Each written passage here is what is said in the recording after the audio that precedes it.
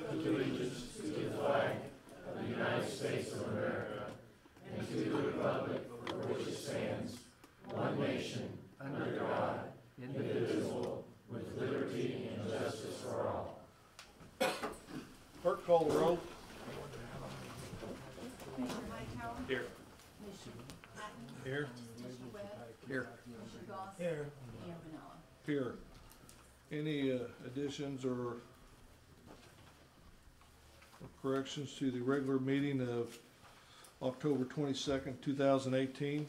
Yeah, I have one, Mayor, ordinance 3475, and amending the age of the employee to 19 years of age, serving alcohol at the establishment, serving food.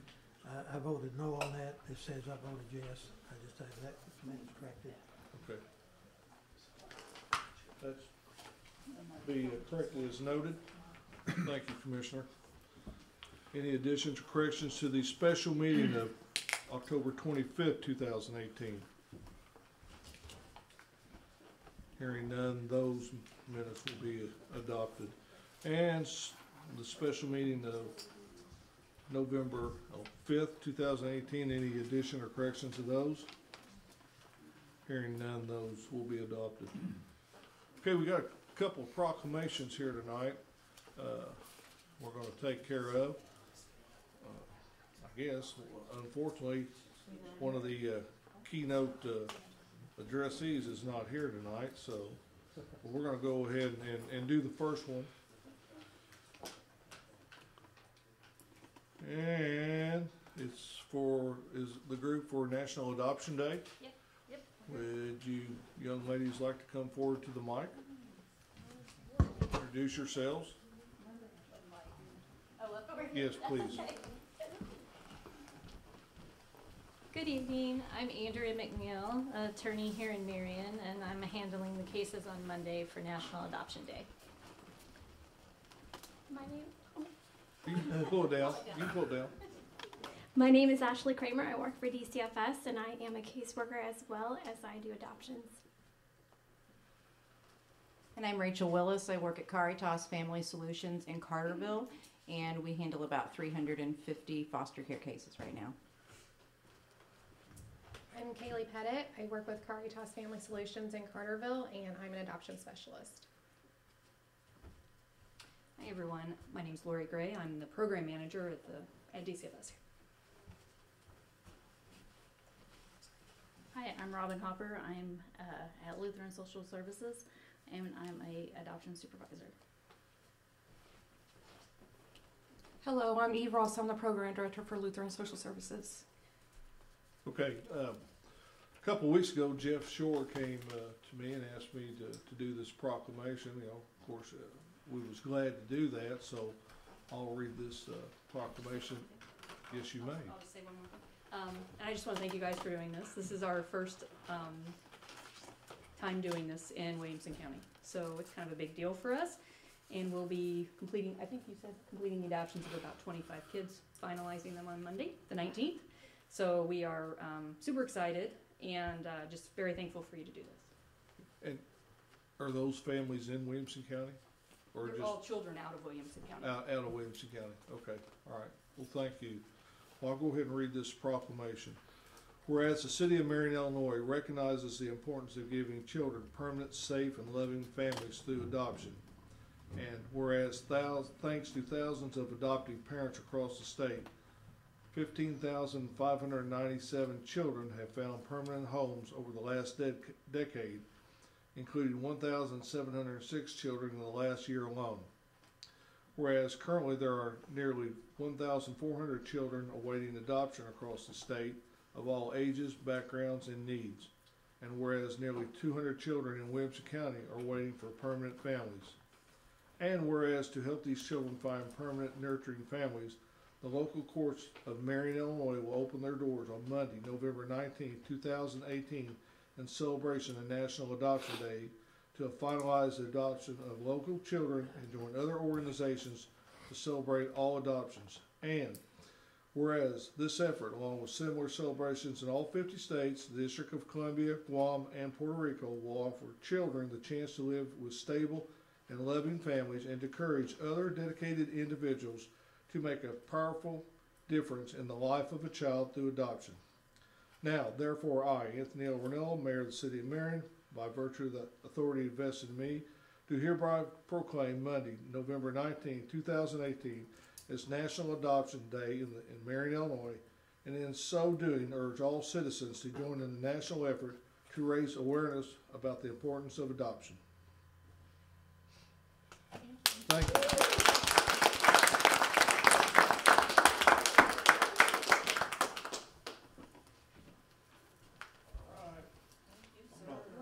Oh no, we gotta get it here in front of them. I would Stand here and take pictures. Here.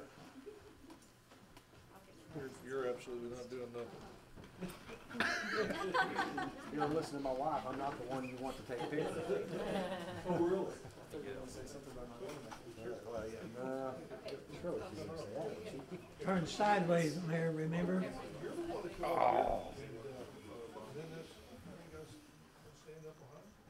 Yeah. We're running the corner, we're looking at that.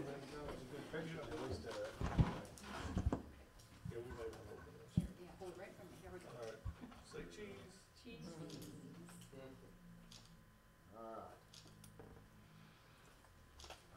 I don't feel good about the guy neither, but hopefully he did his best. Thank you. Thank you so much. I would like to add something to that, Mayor. Yes. I can attest to the value of adoption. I have two grandsons that were adopted at birth. They're now 26 years old, very productive, strong men. They were adopted at birth. So I'm a strong advocate for your group here, and I appreciate your help. Because I've got two in my family that would not have been where they were without it. Thank you so much. Yeah. Thank you.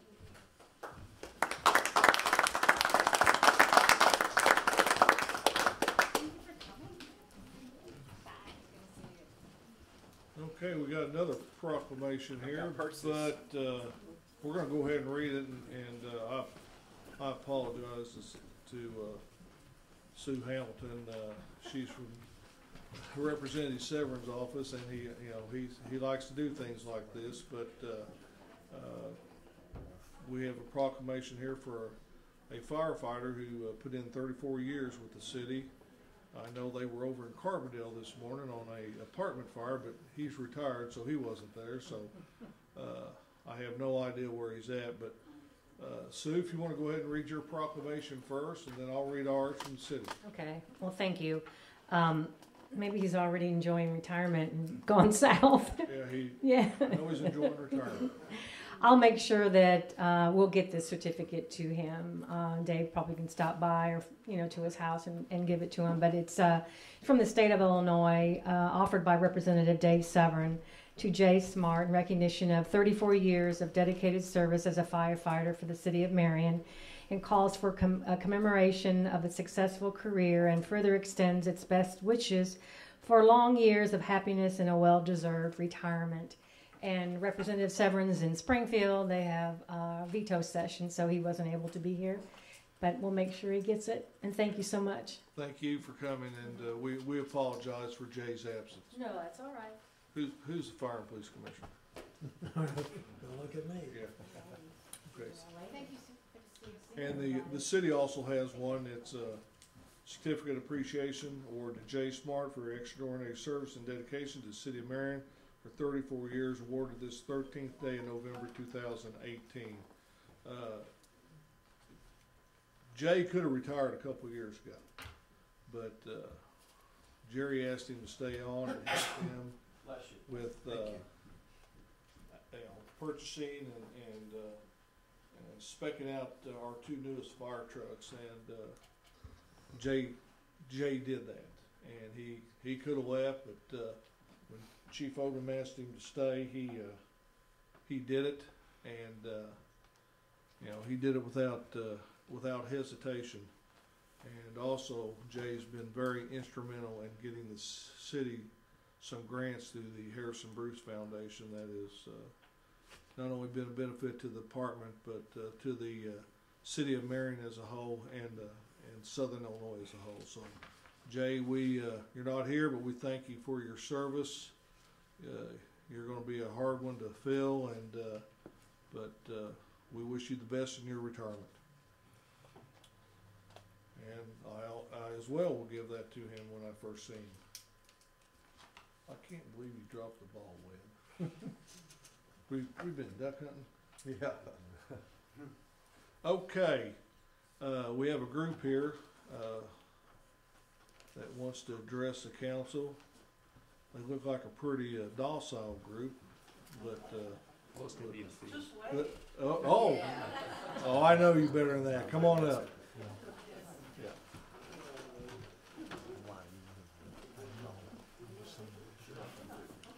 Now, you two guys here that are here as potential city attorneys, now this is watch Steve in action here if they get out of hand. Okay. I don't like to admit it, but I was a city attorney back in Virginia before I went to seminary. So I can tell you what you're up for. I'm Catherine Jeffrey. I'm the priest at St. James Episcopal Church, and also the MBTW Neighborhood Crime Watch, which we've just organized.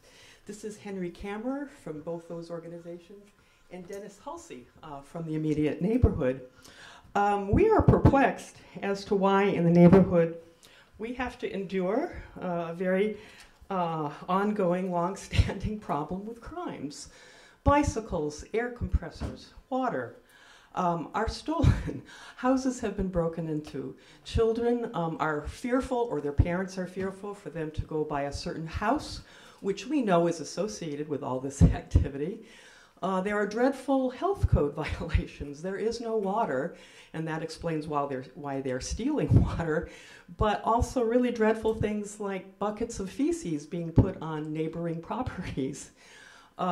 We were happy to see that finally a sign was posted, apparently on Monday, citing code violations and impending fines if the yards weren't cleared of all the debris and junk there.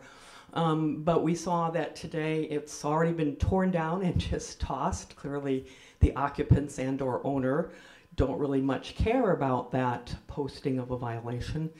And we want something done. We want to have our neighborhood safe, and we want some responsiveness from all the different city departments that could and should be involved in addressing these various problems. And the time for action is more than now. No, go ahead. I was going to say, my understanding is these are squatters in this house? Yes. 507 South Buchanan, is that? Yes. Yeah. It is 507. Mm-hmm. Somebody, I always told somebody has broken in there, and once one of them got in, more followed. We're not sure how many are in there. I've heard numbers up to 10 people may be in there. And as many, some children. Including some children, underage children, and dogs, several dogs. We're in the process of foreclosing on that property, and we know who the landlords are, and we're going through the judicial process to get that, and it's I know it's slow for your cause, but we want to do it right, and when we get an eviction here, we not only want to evict these people from that house, but we want something done with that property. That that's why we're going through the process that we're doing. And I know that's not the answer you wanted to hear. You would probably want these people thrown out on the streets tomorrow and a traco taken to it. And but that's we just can't operate that way. So it's one of the properties that we are in the process of foreclosing on, and then being able to do with the property as we so desire. Well, Steve, with there being no running water, I mean, isn't that like a public health risk? I thought they were supposed to render it inhabitable. I mean, is that not the case? That is the case. But again, the city can issue ordinance violations, tickets for it, and then it goes through the court processes too. You might remember that property we had over on Hendricks Avenue where they had multiple individuals living in the dwelling. We filed that last month. We had our hearing today. Sir, for the record, have any tickets been issued for the lack of water facility? I can't say about lack of water, but I can say about other issues, yes, ma'am. What violations have been issued? What citations? Nuisance is one, trash is another, and a violation of the rental code. And so what's the follow-up when these are issued? As the mayor has indicated, we've filed legal action against the property itself. For the record, who is the landowner at 507 Buchanan? That was my next question.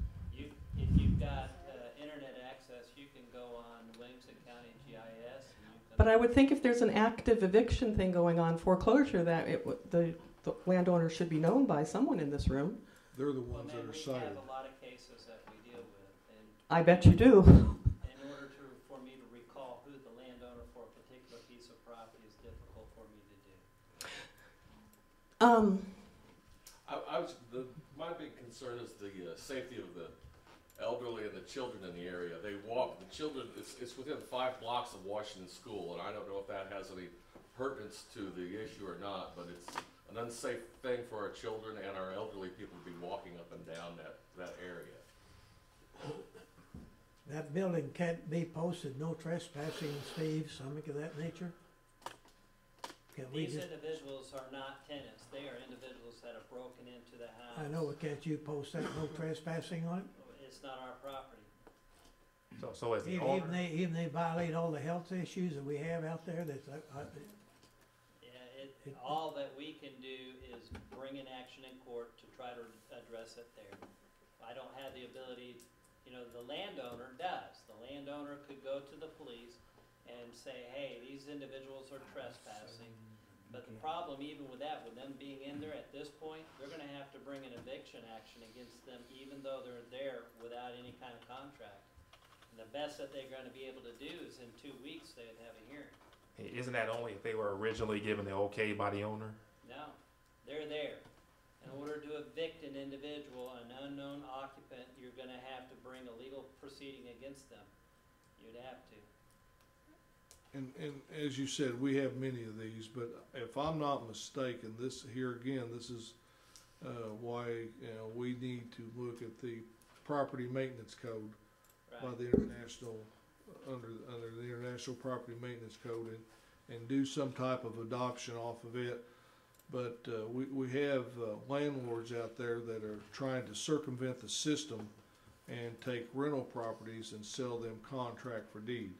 Yes. And that imposes another burden upon the city, because once they sell them for contract for deed, then they are deemed as non-rental properties. That's correct. And we currently have nothing to help us circumvent that problem. Now, they have, what they normally do is go and put that under help me out here, they get a homestead exemption against that, is that right? Well, yeah, if I enter into a contract. But that can only happen once a year. January, that's correct. And the city was using that as a measure to determine whether or not that was actually a contract for deed. Because you have, as you've indicated, there are landowners who have approached their tenants, got them to sign these contracts. They have no intentions to sell them the property. We're dealing with 3 right now where they've approached these individuals and said, hey, we want you to sign this contract for deed and backdate it 3 years in order to get around our ordinances that deal with the inspections. Is that not fraud? That is fraud. Yeah. One thing I'd like to ask, pretty clear. Yeah. Is there any kind of, I was talking with my son who lives farther up north in Illinois, and the first thing he asked me was, he says, do they have an occupancy permit? Is there any type of requirement like that in the city of Marion? Yes. Yes. Well, if they don't have an occupancy permit, are they allowed to live there?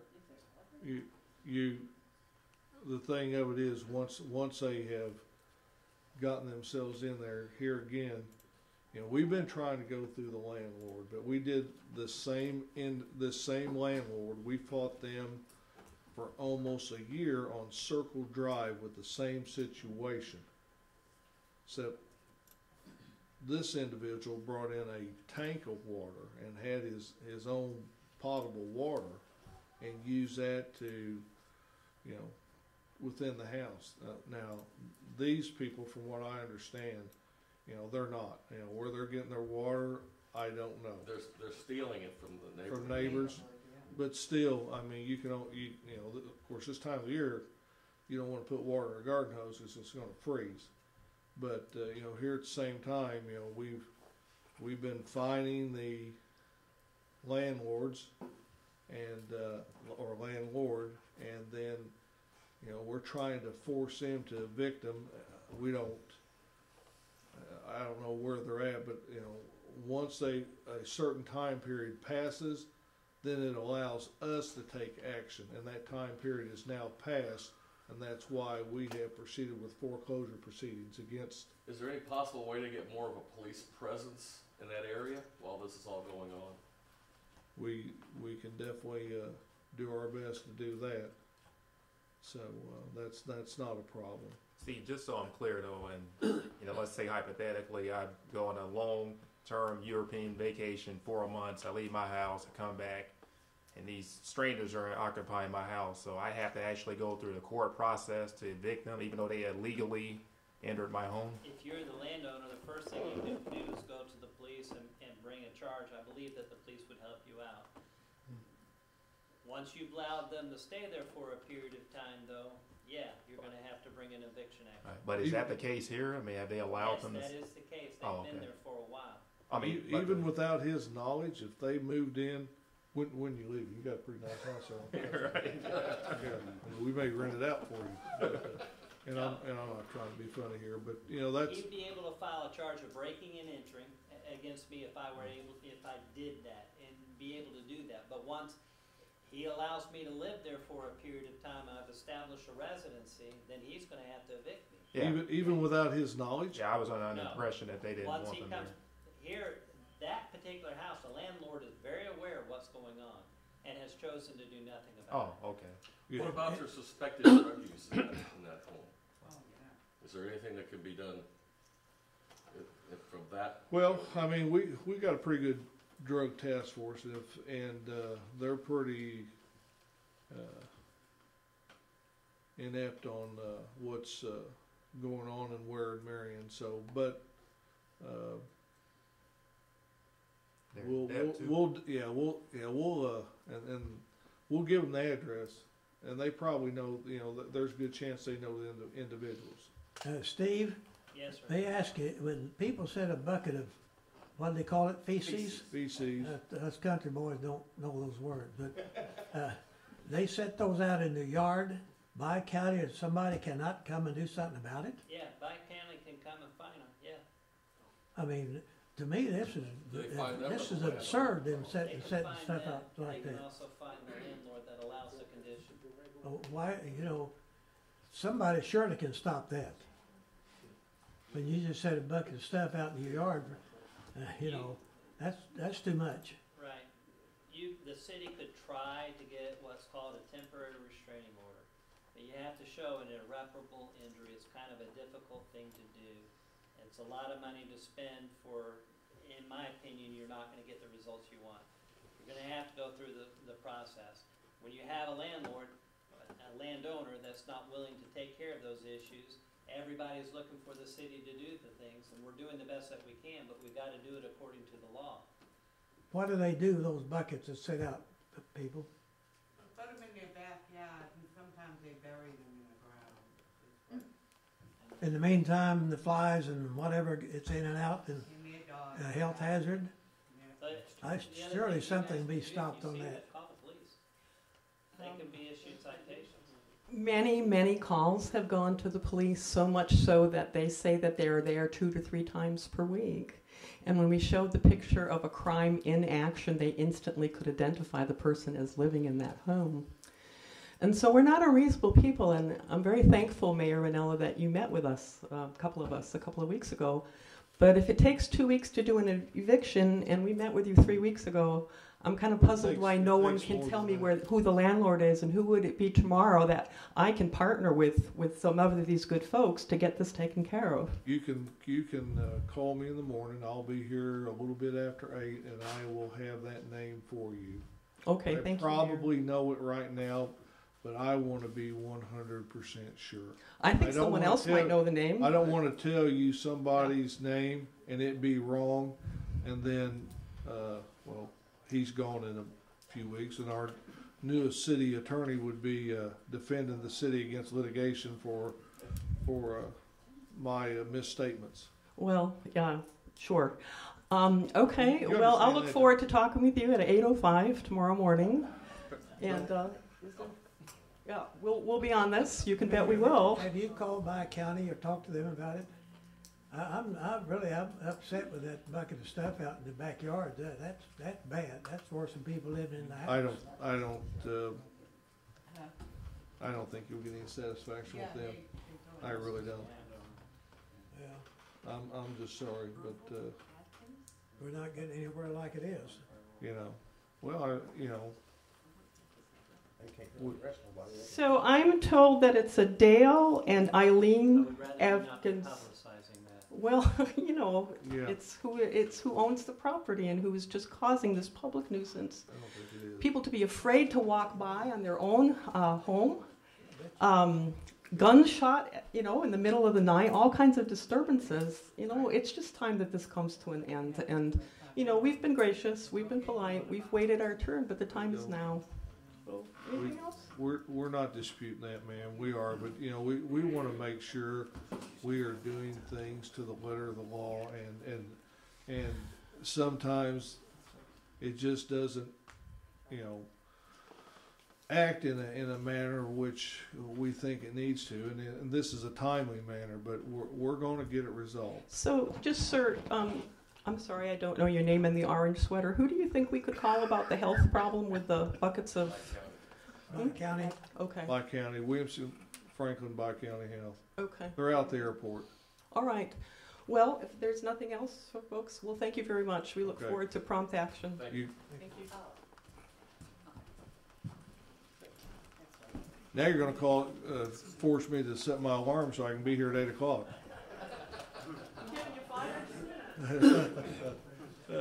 Come up and I'll buy you a cup of coffee. Okay. Anybody else need to address the council? Now, this is not. You can't be for political reasons or anything like that. Do you have something you want to address the city on, Don? No, I just wanted to thank Green for. I wanted to congratulate Green. Okay. From the judge. Thank you. Thank you. Okay, let's move to our agenda. Yeah, Brent, why don't you come up? Our treasurer, Steve Hale, has yielded the first 5 to you, and I appreciate that, Steve. And you're welcome. Why don't you address the council on number 6? My name, of course, you guys know me, but the audience. My name is Brent Kane. I'm the superintendent of the wastewater treatment plant. I believe I gave Alice a kind of a brief summary of what happened down at the plant. We had a pretty major breakdown on a piece of equipment that's vital.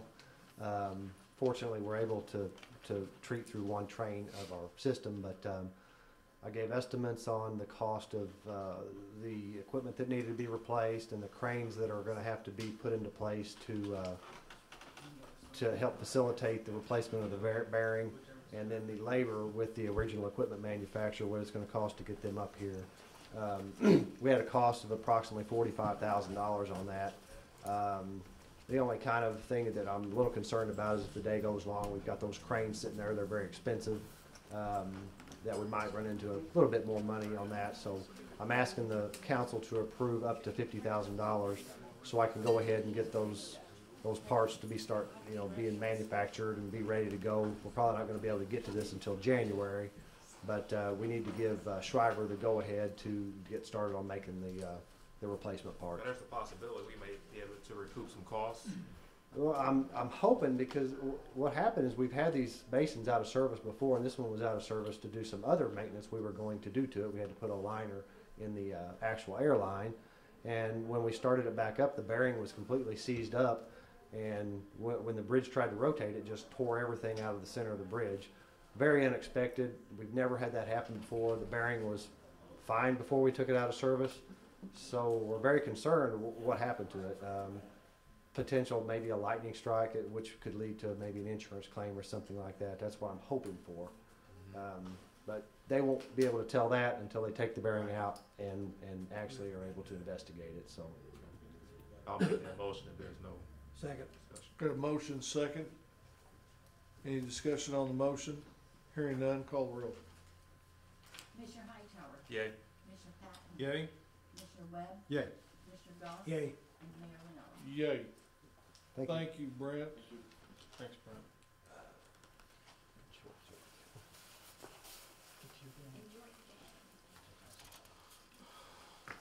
Mr. Hale.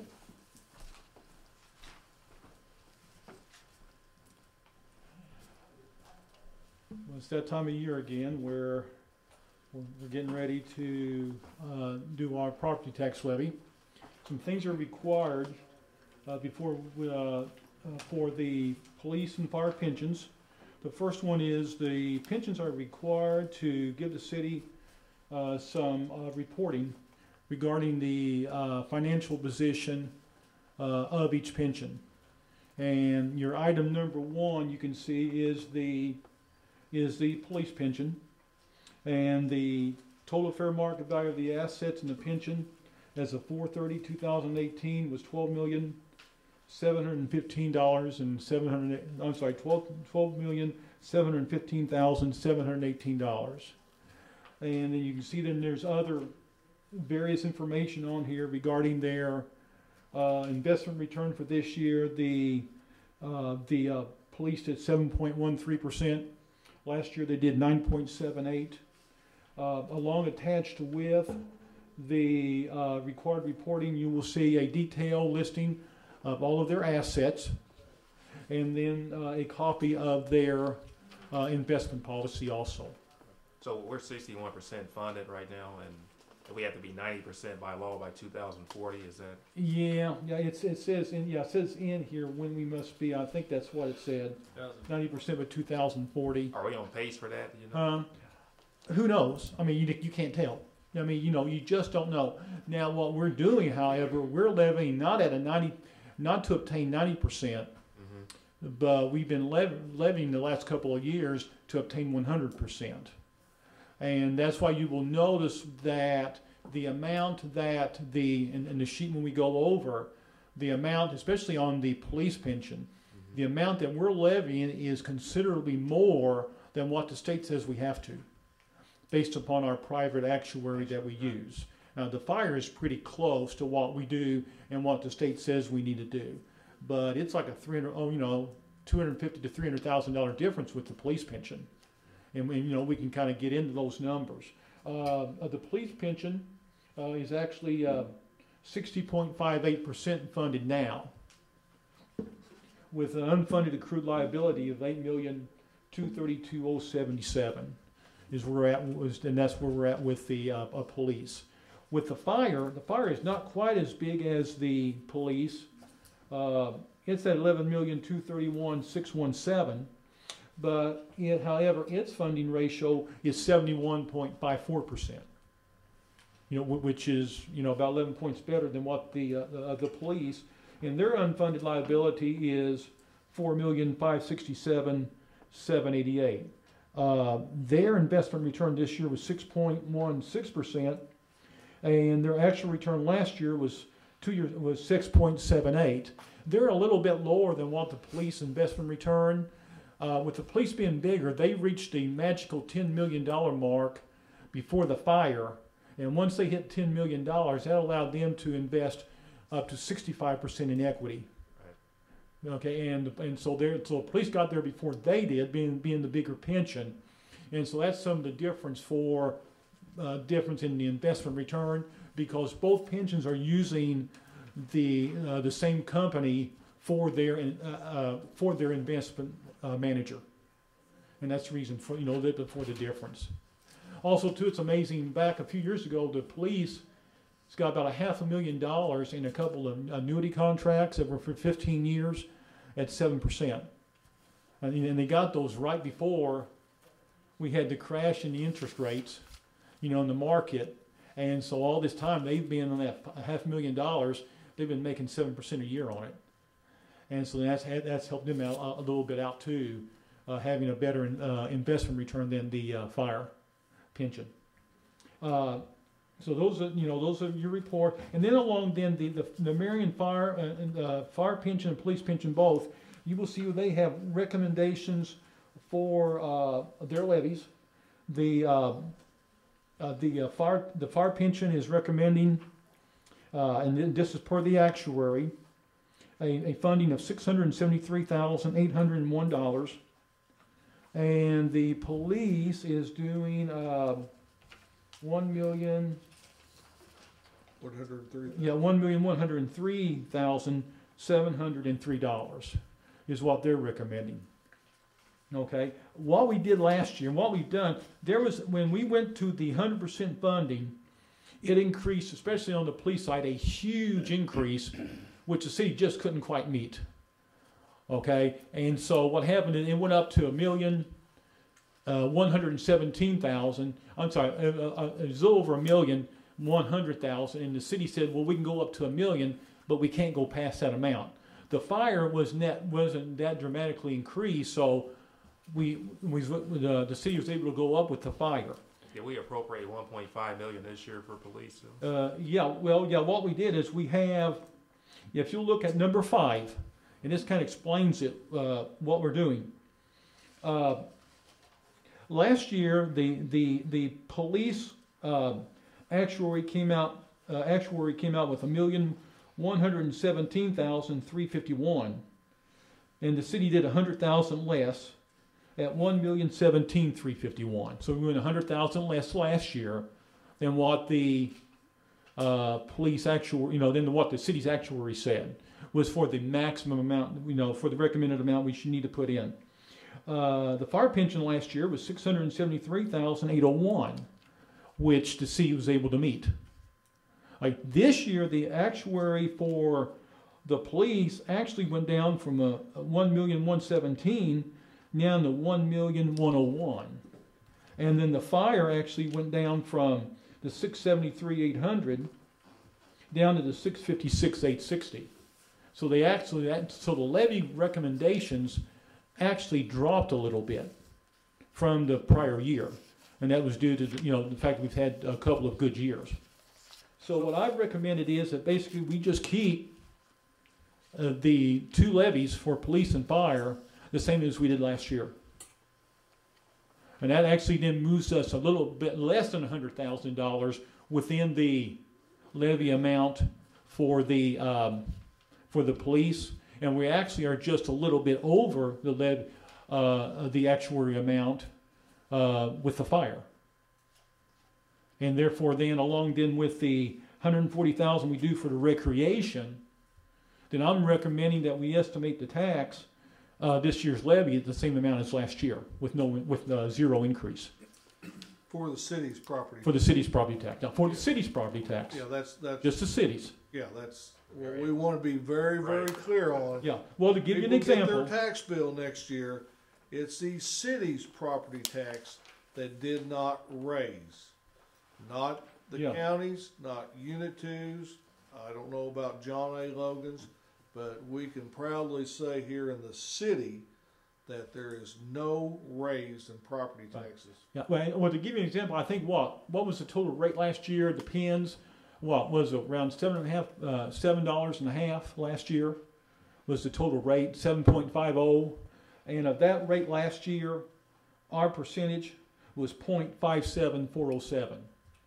Is how much the city's was. So our amount. For instance, on a $100,000 home value, the property tax for the city would be $191.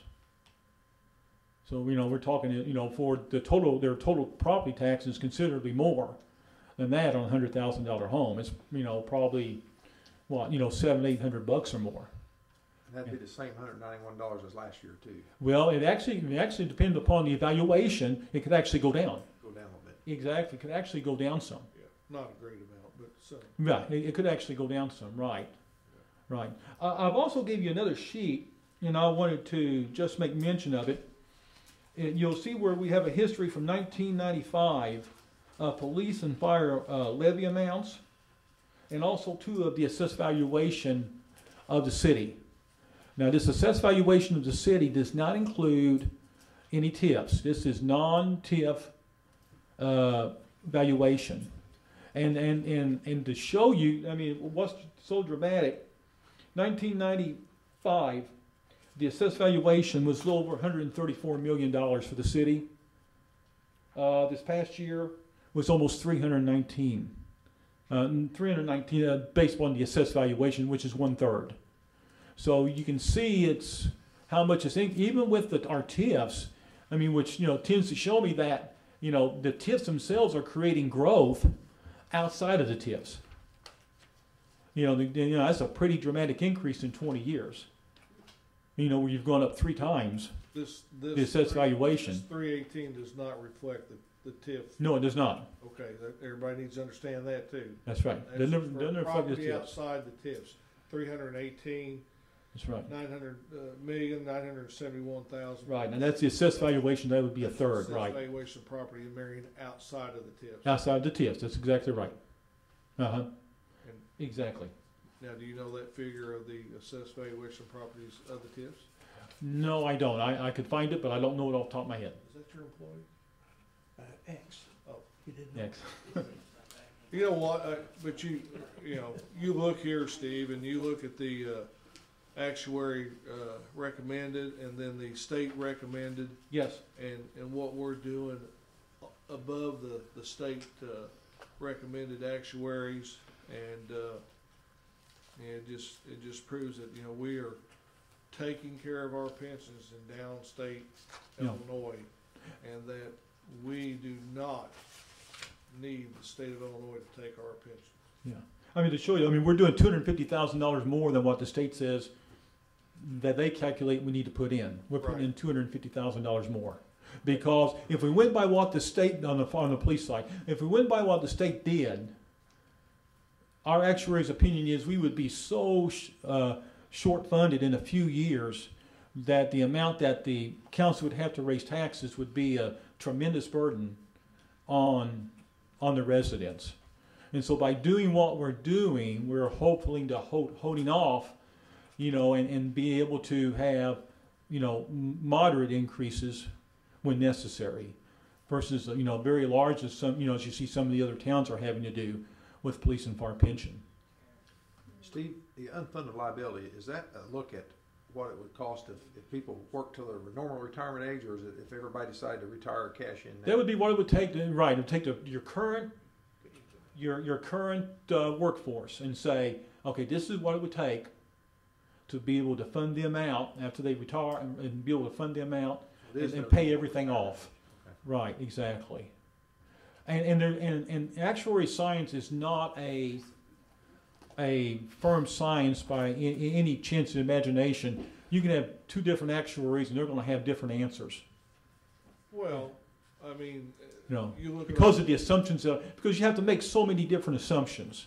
You look at our pensions just a few years ago, and the police was up near 70, and the fire was a little bit over, and then, as the Mayor Butler always did, he refers to as you actuaries in the accounting world changed the formula, which dropped us both back. Mm-hmm. And that's the scary part. And we can sit here today and yeah, we're doing good. We're funding them. We're making good investments. And you take somebody comes up with, like you just said, a new actuarial formula, and we could drop back. And that's then, that's an unfunded mandate that places a burden upon the taxpayers that's unnecessary.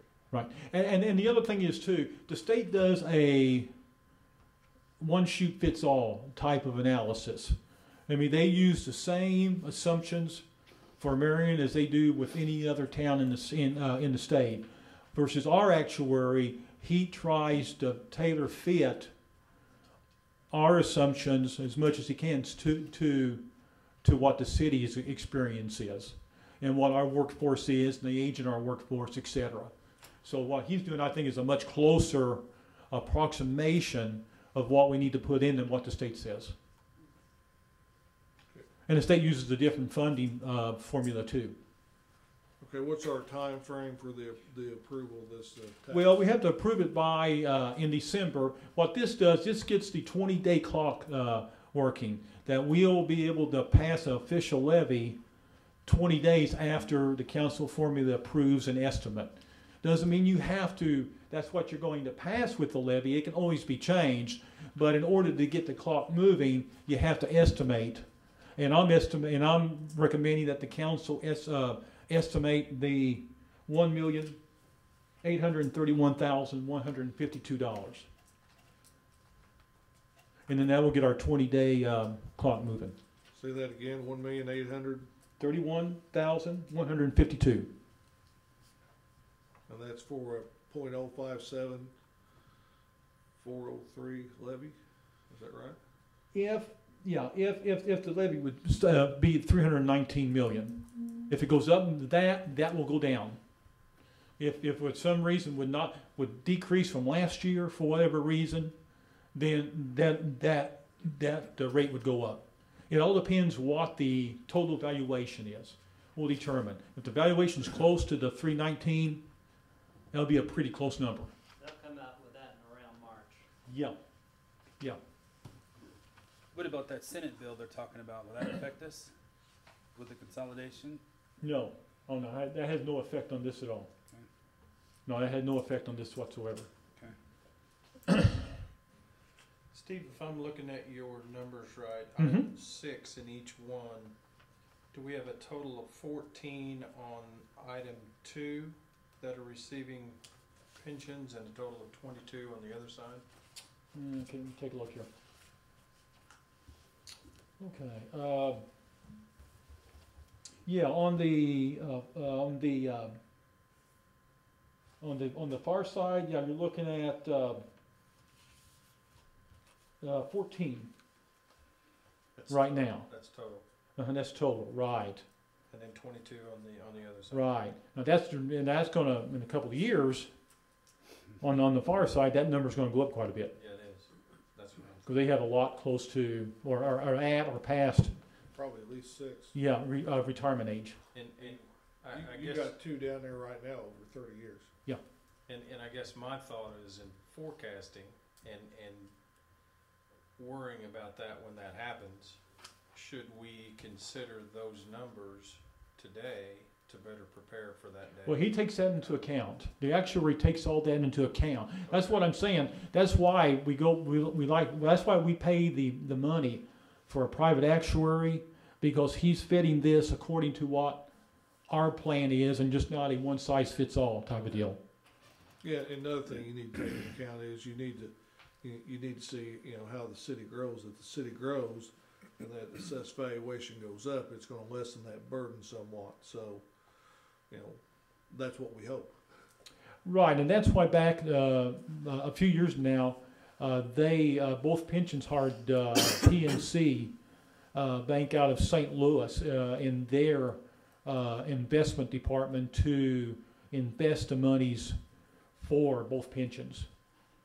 And if you look at the detail of the pension investments, you'll see that they're quite diversified. And they're looking at small cap, large cap, mid cap, all these different types of investments, trying to get the right mixture.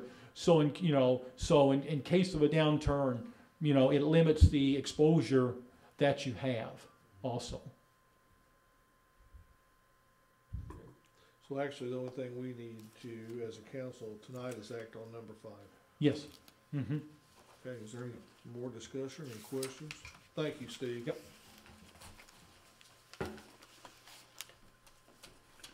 I'll make that motion to approve item number 5. I'll second that. Got a motion and a second. Any further discussion? Hearing none. Clerk, call the roll. Commissioner Hightower. Yay.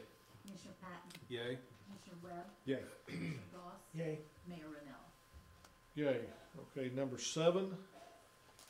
The 911 board has indicated to the city that they wish to move from the City of Marion over to the City of Marion Police Department.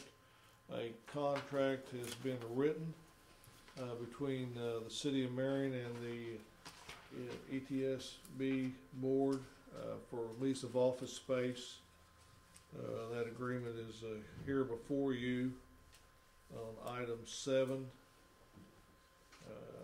Our city attorney has looked at it and deems it to be appropriate. That looks like a one-year agreement, does it? Yeah. Yes, it's just a 1-year agreement for $500 a month.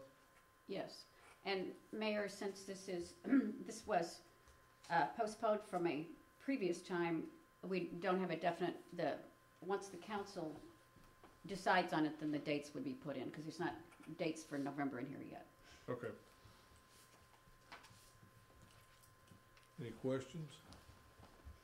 Yeah, I'm not speaking politically, but I got some things to recommend. I can go up there and recommend things. It's nothing to do with political. In regards to this agenda item? No. Okay, okay, yeah, let's get through the agenda first, okay? Okay. I'd make a motion to approve item number 7, which is the commercial lease agreement with the joint ETSB office for $500 a month. Second. Got a motion and second. Any further discussion? Hearing no further discussion, clerk call the roll. Commissioner Hightower. Yay. Commissioner Patton. Yay. Commissioner Webb. Yay. Commissioner Goss. Yay. Mayor Rinella. Yay. Commissioner Goss. Item number 8, Caleb Sturts resigned as November 2nd as labor of the City of Marion Street Department. Ask council approval to accept his resignation. Make that motion. I'll second that. Got a motion and second. Any discussion? Hearing no further discussion, call the roll. Commissioner Hightower. Yay. Commissioner Patton. Yay. Commissioner Webb. Yay. Commissioner Goss. Yay. Mayor Rinella. Yay.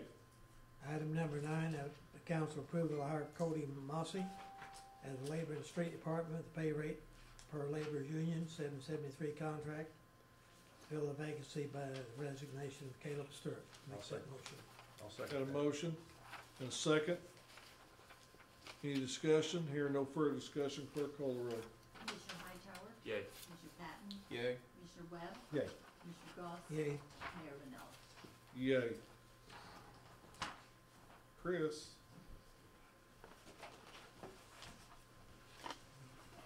Good evening, Mayor, Council.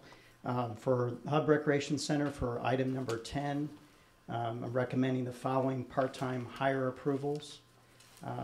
Marlene Guitar for front desk attendant, $9 an hour. Cafe attendant, $9 an hour.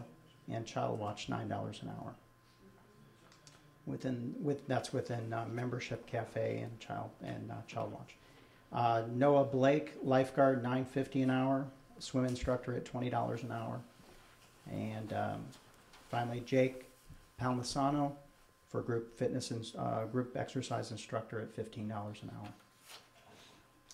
I'll move we approve the aforementioned personnel at the listed job description and salary. Second. Got a motion and second. Any discussion? Hearing no discussion, clerk call the roll. Commissioner Hightower. Yay. Commissioner Patton. Yay. Commissioner Webb. Yay. Commissioner Goss. Yay. Mayor Rinella. Yay. Okay, item 11, seeking approval for additional job classifications for existing current part-time staff. Rachel Herring, current group exercise instructor and personal trainer, as silver sneakers instructor at $18 an hour. Nick Robach, swim instructor at $20 an hour. He's currently in aquatics as pool operator and lead lifeguard. Nicole Siddick, swim instructor at $20 an hour. Current lifeguard. How many instructions does a swim instructor give on average a week? I mean, is it dependent upon Could be the any, instructor? depends on the instructor. We have quite a few now. Could be anywhere from 2 or 3 to 12 or so. Got our current grant program, and we've got 12 instructors teaching that grant program through the month into December. But typically, it might be about 5 to 7 lessons, 30-minute lessons. Could be is that upwards. grant reimbursing the city for instruction hours? Yes, yeah, that's included in that. It's covered instruction hours. correct. And what's our turnout? Turnout is between 75 and 85. We've got Boynton Street with the majority, and then we've got some additionals with Head Start and then Autism Society of Southern Illinois. So we're working on reaching the 100. I think we're under that 100, but we've got a good number. Yeah. Doing that every Tuesday, Thursday. So good deal. Yep. Good deal. It's a great start. Yep. Been going smoothly. Absolutely. And is that a grant we can apply for next year as well? Yes. Yeah, we're gonna apply for that next year as well, and we'll based on performance of this grant, we get the results, we get all the data back to them by the middle of December, and we'll shoot for that grant again. Yeah. Is that state money or federal money? That was foundation money, isn't it? Foundation. It's USA Swimming Make a Splash grant. Awesome. So based on our numbers, is there a possibility of getting more money next year? We're going to go for that. We may have a portion. Hopefully, we won't have that much of a return. We've got to reconcile it. We'll find that we've got some transportation costs that we're covering under the grant, in addition to lifeguarding costs and swim instruction costs. So we should come out pretty good based on what the terms of that agreement is. If we've got over that period of time enough students for that, then we'll be getting that full 4,000, no return, and we should be in a pretty good position next year. Good. Thank you. Okay, item 11. I'll make a motion on item 11 to approve the additional job classifications as Chris had mentioned. At the hourly rate as stated, yes. Okay, got a motion? I'll second. Got a second? Any further discussion? Hearing none, clerk call the roll. Commissioner Hightower. Yay. Commissioner Patton. Yay. Commissioner Webb. Yay. Commissioner Goss. Yay. Mayor Rinella. Yay. Thank you. Gib? Item 12, the Marion Cultural and Civic Center would like to have the council approval to hire Austin Gramala as a part-time custodian at $9 per hour. Austin already works at the hub, and this would be coordinated with the hub, so it would still be a part-time, less than 19 hours per week. Okay, thank you. Make that motion. We have a motion. I'll second. We have a motion and a second.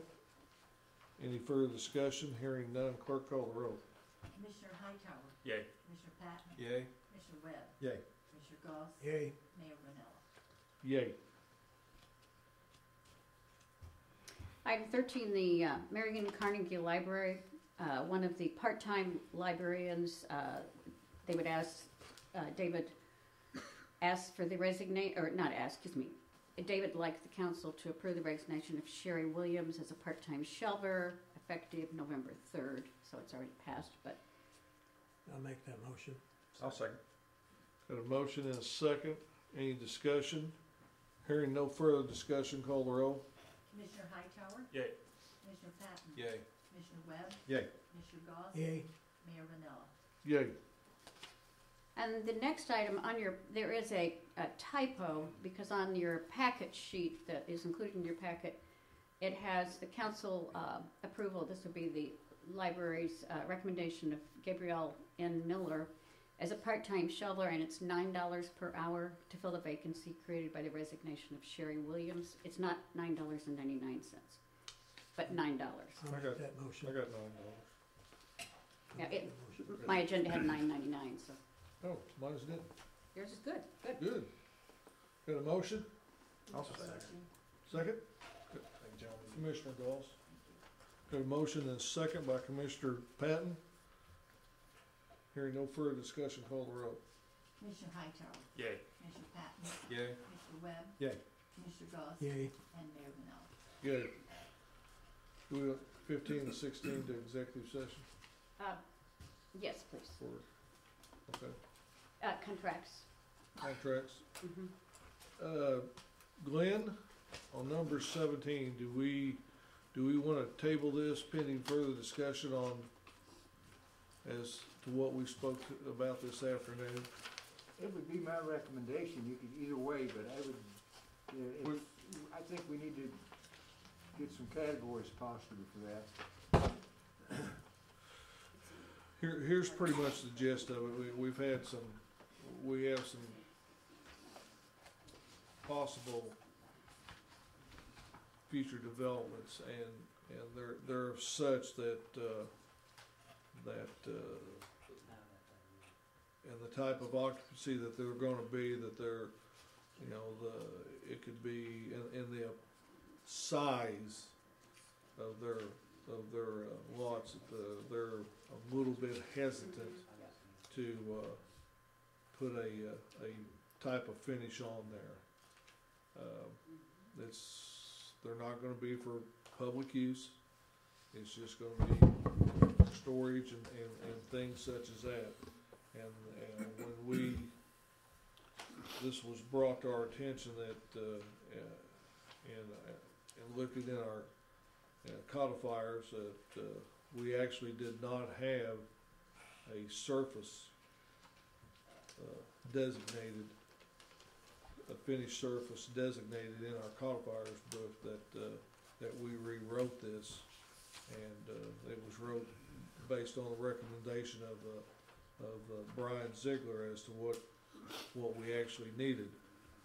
Well, then in the meantime, the question came up, you know, that we got the potential for 2, 3 that could, you know, they could be implements, they could be RVs, trailers, whatever, and they were a little bit hesitant to spend the type of money that it would take in surfacing these large areas. So I think it's something that you know, we need to step back and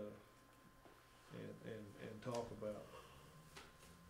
Another consideration is where they're at, and do you want to allow that in this type of development area?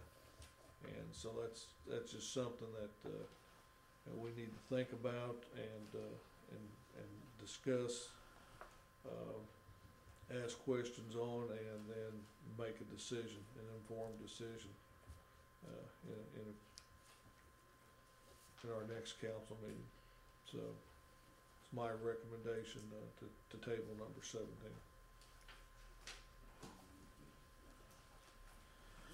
Everybody okay with that?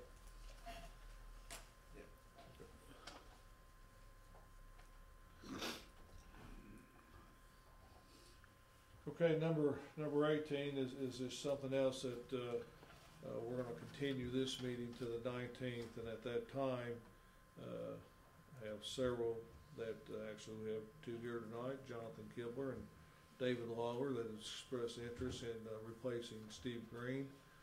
Have others that we have not talked to, but I think with Mr.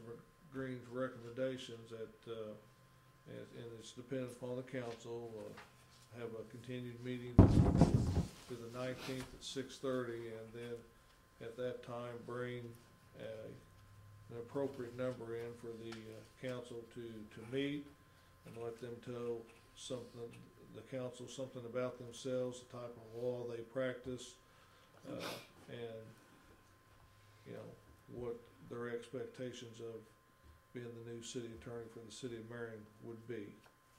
So we thank you guys coming tonight, and you've got to see a little bit of everything on behalf of the city. You've seen, you know, some members of the, you know, our residents come and voice a concern in a neighborhood that, you know, that we have to take care of, and you know, sometimes they don't understand that, you know, there's a process to go through, and that being in the public sector of government, that, you know, we abide by things that a private sector doesn't have to do. So, and I don't need to tell you guys that. You're lawyers. You already knew that. So, isn't that right, Steve? Yes, sir. Yes, sir. So anyway, but we'll get that list, and if, do you have, has anybody approached you guys? None? You do have 3 recommendations for bios in the box that came in after you left this afternoon. Thank you. Jim? John? What? Do you have any, has anybody approached you? I have one person approached me, but he's here.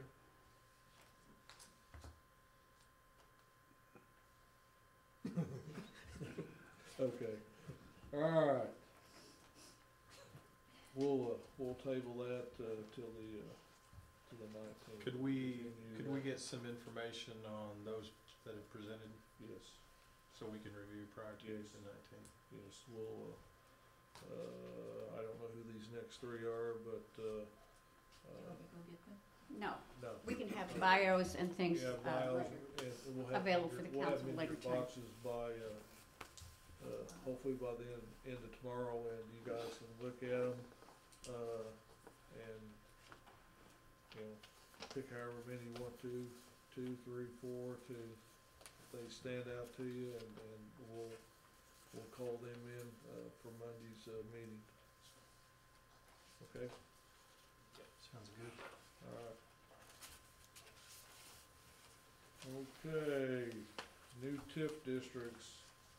Gil and I have been working on these for the last month or so. We're getting closer to getting these done. So, and here again, when we talk about assessed valuation of property and growth in the city, these proposed districts will do just that. Number 19, and these are information items. Basically, our TIF consultants will be in, and more ordinances are to come in the next meeting. The first, the city clerk, Alice, put a revised timeline on your desk because we pushed the timeline back just a little bit. These are timelines that the TIF consultants established so that we have our public hearings, joint review boards, notification of taxpayers. All the mailings go out at certain times and dates per Illinois law. So that's just number 19, that's just information. Number 20 and 21, these are preliminary qualification reports for the council. And what I would ask is that the council review and accept the findings of the proposals for the proposed qualifications of first the Marion North Commercial Tax Increment Financing District. The report details deterioration of property, reduced assessed valuation, difficult and many vacancies in the property. This would basically be the mall and some of the surrounding property. That would be a TIF. And there are, as we know, one would be for deterioration. The property has definitely fallen in need of great repair. And the second would be the value of the property has gone down because of many of the lack of repairs. And it has excessive vacancies, which all create items that would qualify it for TIF. We will have further qualifications as we go forward, but this report starts the process to move the TIF forward to be established. And we have to make sure it qualifies by the Illinois legal requirements before it moves forward into establishing all the ordinances and things set forth for that. So there's quite a few bit of information and details how many parcels are blighted, how many are vacant, how many have been improved but are blighted, or how many are improved and vacant. And all of those pieces go in. We did on this TIF, we excluded Target and Dillard's, which are viable properties for the city, and so they are not included in this TIF district. So the others would be. And if any of the commissioners have any information or any questions on any of these, I'd be happy to answer. We've gone through these with the TIF consultants, the mayor and I, and feel that it's a very viable TIF district for the city. So and item 20 is is different than item 19. That's two different. Well, item 19 is just a timeline for establishing a TIF. Item 20 is the qualification to say, because of these conditions, we see that this area, proposed site, these sites could be a TIF district. And so this would be added as a new TIF district with 23 years for projects to occur. At the current proposed EAVs, that's are established. And it would also give the city and hopefully a developer an incentive, or several developers, to come in, take property and restore it, repair it, correct it to be a viable retail establishment or establishments. And aside from the mall, we already have at least 3 pretty firm commitments to this new TIF district. And we have a 4th that has expressed an interest. Yes. So it's more than enough to cover the cost of establishment and giving us some great hope. But the little tractor's not a part of number 20, though. No, it's 21. It's its own. We didn't know what else to call it. They would call it a little tractor. North Commercial basically is the mall and some of the surrounding properties that have not sold, that are owned by banks or bankruptcies or. It does include the outlots. Some of the outlots, yes. Yeah. There's like 14 acres there. There's a map in this, but I've got a better one on my computer because it really doesn't do justice. And one thing that's also noted there is that upon the suggestion of Jacobs and Klein is that we include the parking lot.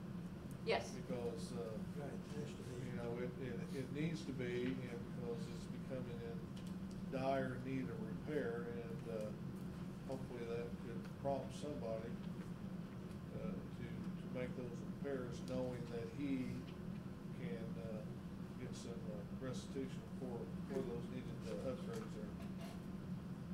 We actually had 4 ordinances, but they didn't come in after the agenda was posted, so it won't have anything to do with your time frame that this timeline that's there. It's the timelines will remain the same, and we'll act on those on the 26th. And then the next one is go ahead, the little tractor. Well, the next one is the qualification report. It's preliminary for proposed Marion Little Tractor Tax Increment Financing District. This is a different site area. Part of it is composed of TIF 1 and then vacant partials, or just basically ground that has not been improved, or it needs public infrastructure, and it needs site improvements, a lot of site improvements by the developer. So this would be a smaller area of proposed sites. Quite a bit of blight in this area also. It's an area we'd love to see improved because you see it from the interstate. So this would be the same one for the council to review and accept the findings that the TIF consultants have put together. And so we can move forward to establishing this TIF district. The timelines for both are running at the same time for the sake of, so we would establish 2 new TIFs on the same time frames. Do you need a motion on that, or we just need to be informed of it? On each one. I'd make a motion to approve item, want them both at once, or let's make a motion to approve item 20, North Commercial Tax Increment Financing District. Got a motion to approve North Commercial Tax Increment Finance District. Got a second? Is there any discussion? Hearing no discussion, call the roll. Commissioner Hightower? Yay. Yay. Commissioner Webb? Yay. Commissioner Doss? Yay. And Mayor Rinella? Yay. Make a motion to approve the proposed Marion Little Tractor Tax Increment Financing District. Second. Got a motion and a second. Any discussion? Hearing no further discussion, call the roll. Commissioner Hightower? Yay. Commissioner Patton? Yay. Commissioner Webb? Yay. Commissioner Doss? Yay. Mayor Rinella? Yay. Let's move to old business. A, B, and C, we would like to take to executive session For personnel. for personnel. D, Commissioner Goss. Yes, again asking council approval to proceed with plans for Halfway Road Sidewalks and advertise for bids. I've asked Mr. Clare to come up and expand on that just a little bit, if you will. We've had some, what you call, due diligence, I believe Angelo calls for. So I'd like to explain it. I think the discussion came up was how many pedestrians and bicycles possibly would be utilizing that section from West Main to New Route 13 on Halfway Road. We worked with the Simpo Agency of Greater Egypt, and we put a camera out for 2 days from 7 in the morning to 7 of an evening in front of McKinney's Western store pointed to the north. Then 2 days later, we put one, actually we got one day it had rained, but we put one in front of the hospice power pole pointed to the south. And for the 3 days, taken each way, I think there was a total of 17 pedestrians and 9 bicycles. That we were getting just the north part for 2 days, and we got the south part. We couldn't combine the total lengths and get a total number. But we got 17 and 9 for 26 for the 3 days. And the traffic count in 2016 at the intersection of Main and Halfway, going north on Halfway Road, we had a count of 5,700. At the north end of Halfway and DeYoung, Route 13, we had 9,500. That will increase when we get that Halfway Road built to the south, tying into Westminster. The traffic will be more. On West Main, at that intersection, there's 16,000 cars a day on West Main at that intersection, right before you get there. That was 2 years ago. It was in 2016, that's correct. And there's 30,000 that goes through at Route 13 at Halfway Road. 31,000, 32. At the Halfway, it's 31,100 at that intersection. That's on route, that's on route, new Route 13. New Route 13, correct. Mm-hmm. So you're getting so 9,000 2 years ago, basically on Halfway Road. At 9,400 at the north intersect, at the south end we had 5,700. Yeah. A lot of those coming up, turn and go down Comfort Drive goes to the Cracker Barrel and the hotels and those places. But there's a lot of traffic on the road. There'll be more, and for those 3 days they counted 26, but was getting a half at a time. We didn't get the whole length at the same time. You'd have more than that if you had the total. If you'd had the total, you'd had more than that. Now, at some point in time, we know what the grand plan for the state is bicycle paths. They want to come. They want to come down They want to come down our new Halfway Road south of West Main Street, turn and go west through along West Main Street to 148 and work their way through the refuge. Okay. And they would be coming from the high school, coming around, coming up that way. Yeah. And when we built Halfway Road, we left an 8-foot strip for the bike paths, graded for the path, and we left the right-of-way room for it. Yeah. And how are we going to get across Crab Orchard Lake at some point in time? That would be their problem. Okay. So you have the plans in place, right? I'm sorry? You've already got the plans formulated, right? For 75% finished. Yeah. Okay. 75% finished. Yeah. Okay. Just for additional information, talking about sidewalks and where we laid them and so forth. You'll excuse me just a moment, Glenn. The projects that we've handled through Clara Ziegler Engineering since my tenure here, they have put down 4.62 miles of sidewalks. That's contracted to his company. The street department, our own street department, if we complete all that we have on our project for next spring, we will have a total of 4.68 miles that we laid as sidewalks. That's more sidewalks been laid in our 8 years than been done in 50 years. So I'm very proud of what we've done as part of my campaign deal. The sidewalks are atrocious. They still are in a lot of places, but we're gaining on them. When you lay 9 miles of sidewalks, guys, that's nearly from here to Heron. That's a pretty good job. And I think this one here is worthy of doing it because there's going to be a safety hazard plus it'll enhance the beauty of the city to start with. And it'd be my motion that we approve that item number, well, the old business of allowing them to proceed with their bids. Lynn, there was a couple of items I wanted to ask you about. Pavement removal, item number 3, you had at 3,500. Is that where it crosses existing entrances? Yes, we got drives, and that's 7-inch concrete. And then the 7-inch PCC pavement is that replacement, Yes, correct? that's correct. And then the detectable warning? Those are those plates, orange plates that you see. It's got the raised indentation on them, but the visually handicapped know that they're coming to a street or an intersection. And the traffic control at $8,000, that was just your regular traffic control to build. Concrete trucks will be stopping out on the road, pouring the concrete on the walk. They have to have flaggers and people out there, and that was a pay item to control traffic. Okay.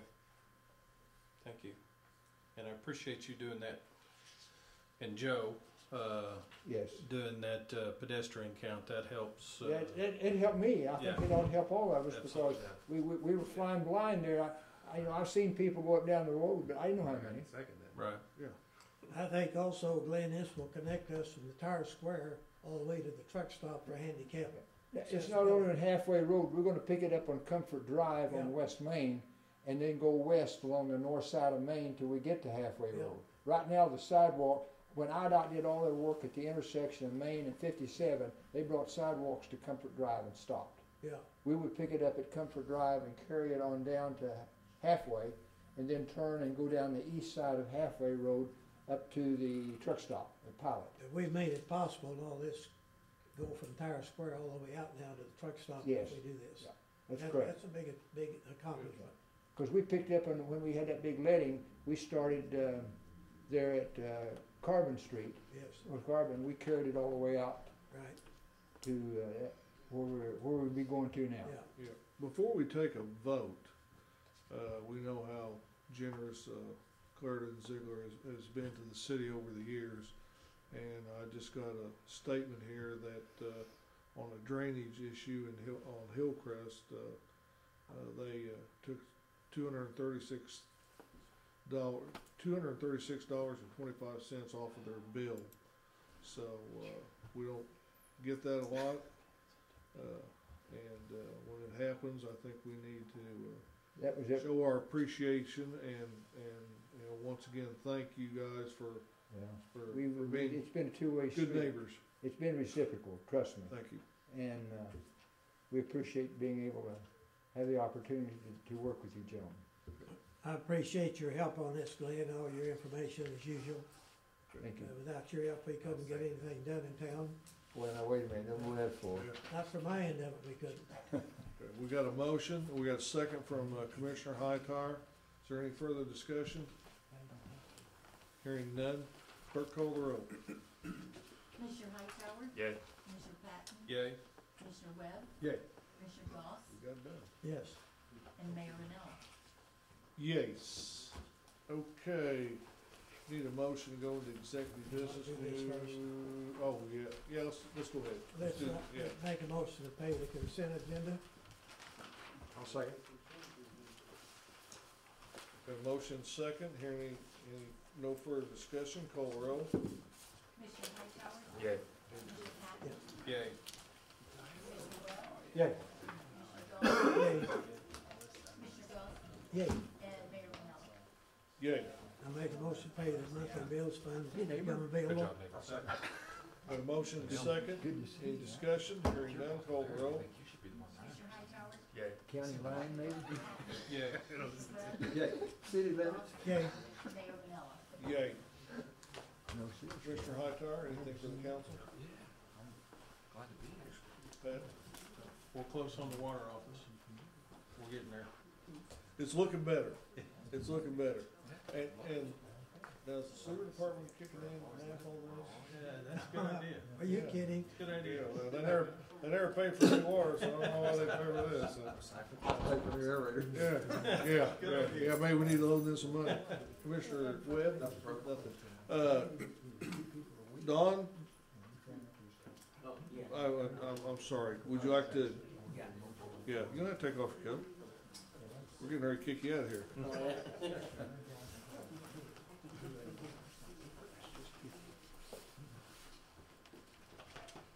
Yeah, again, you guys know me, Donald Holman, but anyway, I come to, is, John McPeak, is he in the, TIF? John McPeak and Mackey's? No, he's not in the TIF. Can I recommend it that you put him in a TIF? It cannot be done because he was in an enterprise zone, and that time has come and gone. So, and we understand what his issues are there about his taxes, and that's actually an issue between him and the county. But John has addressed the county or the city in the past, and I actually put him in touch with County Commissioner Marlowe as for his taxes, and where they are with that I don't know, but I understand that there is for whatever reason a considerable difference, and this council does too, on the taxes on one side of 13 and another, and it's something that needs to be addressed, but that has to be done by the county. And another couple things, I'll be real quick. You guys have city investors where you go out and get them. I recommend city investors. You got a lot of restaurants in town. I recommend them to go after factories. And another thing, a recommendation. Heron's got a city garbage pickup. I don't know how we go about that, but Marion could have their own city garbage pickup. That is a business that the city of Marion does not want to be in. You know, because of losing other people's business. Well, you don't want to. Yeah. Anytime a private company can be in business, I think you're better off. It supports families and everything like that, and promotes the city. But there's a lot of issues to running your own hauling business, and I can understand that. And probably if Heron had a chance to get out of it, they probably would, because those trax trucks, and they have 3, I think. They start at in excess of 200,000. Plus, they have a 3 men per trash truck. So there's a high cost to picking up your own trash, and it's actually a savings to the city that we do not. I was just wondering, And actually, private enterprise will do a better job probably than the government. I hate to say that about us, but I think it's true. Not the street department. No, Thank you. Excluding the street. Oh, okay, yeah. Okay, thank you. All right, need a motion to go into executive session for personnel and real estate. Real estate. I'll make that motion. Good motion? How you doing, Ray? Second. Do you know Call Ray roll. Harvey? I'm very Mr. Hightower. Yeah. Uh, See you around. Yeah. Steve's going to, Let you take care of it since it's labor issue. Yeah. Doesn't need